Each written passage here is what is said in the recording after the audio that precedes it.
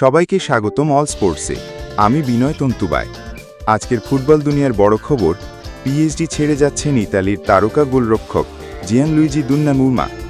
চলুন জেনে আসি আখির পাঠানো প্রতিবেদনে।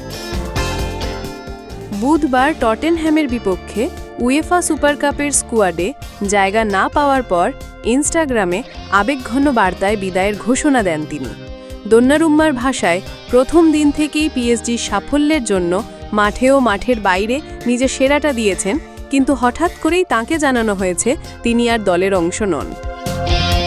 পিএসজি কোচ লুইস এনরিকে জানিয়েছেন, এই সিদ্ধান্তের জন্য শতভাগ দায় তাঁরই। এনরিকে বলেন, দোন্নারুম্মা বিশ্বের অন্যতম সেরা গোলরক্ষক, তবে দলের নতুন কৌশল অনুযায়ী বল নিয়ন্ত্রণে স্বচ্ছন্দ ও বল সরবরাহে দক্ষ একজন গোলরক্ষক প্রয়োজন ছিল, যা তিনি লুকাস শেভালিয়ারের মধ্যে পেয়েছেন। গত শনিবার লিল থেকে শেভালিয়াকে কিনেছে পিএসজি। 4 কোটি ইউরো ট্রান্সফার ফি ও 1,50,00,000 বোনাসে চুক্তি সম্পন্ন হয়। তাকে আনা হয়েছে নতুন নাম্বার 1 গোলরক্ষক হিসেবে।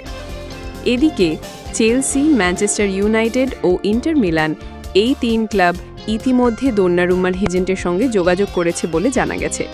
যদিও পিএসজির সঙ্গে তার চুক্তি শেষ হতে বাকি 1 বছর, তবুও নতুন বেতন কাঠামোর কারণে সমঝোতা হয়। বিদায়ী বার্তায় সমর্থকদের উদ্দেশ্যে দোন্নারুম্মা বলেন, আপনাদের ভালোবাসা ও সমর্থন আমার কাছে অমূল্য। প্রতিটি ম্যাচ, প্রতিটি হাসি, প্রতিটি মুহূর্ত আমি মনে রাখব। পিএসজির হয়ে খেলা আমার জন্য বিরাট সম্মানের। অল স্পোর্টসের পক্ষ থেকে দোন্নারুম্মার নতুন যাত্রার জন্য শুভকামনা। আরও আপডেট পেতে চ্যানেলটি সাবস্ক্রাইব করুন। ধন্যবাদ।